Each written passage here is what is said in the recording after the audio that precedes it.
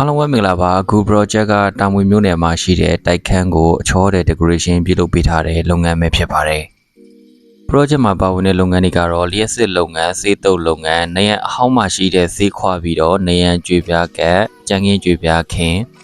မိဖို့ခုံကောင်းတာကြွေပြားကက်အိမ်နာရေချိုးခန်းကြွေပြားကက်တို့လုပ်ငန်းတွေပဲပါဝင်မှာဖြစ်ပါတယ် project ရဲ့ကုန်ကျစရိတ်ကလက်ခတီတန်330ဝန်းကျင်သာဖြစ်ပါတယ် project ကြာချိန်ကရက်ပေါင်း30ဝန်းကျင်ဖြစ်ပါတယ်လူကြီးမင်းတို့နေထိုင်ရာအလုပ်လုပ်ရာအဆောက်အဦဆောက်လုပ်ချင်တာပဲဖြစ်ဖြစ်အကျန်းတဲ့အချောတဲ့လုပ်ငန်းအနှံ့ချင်တာပဲဖြစ်ဖြစ် decoration and renovation လုပ်ငန်းတည်တံ့အပ်ချင်တာပဲဖြစ်ဖြစ်အလျက်စစ်သွေးတန်းတက်ဆင်ခြင်းလုပ်ငန်းရေပိုက်သွေးတန်းတက်ဆင်ခြင်းလုပ်ငန်းမျက်နှာကျက်လုပ်ငန်းစေးတုပ်လုပ်ငန်း steel တံပန်း aluminum တက်ဆင်ခြင်းလုပ်ငန်းတွေအတွက် Genius Empire Engineering and Construction ရဲ့ဖုန်းနံပါတ်0996931329ကိုဆက်သွယ်စုံစမ်းမေးမြန်းနိုင်ပါတယ်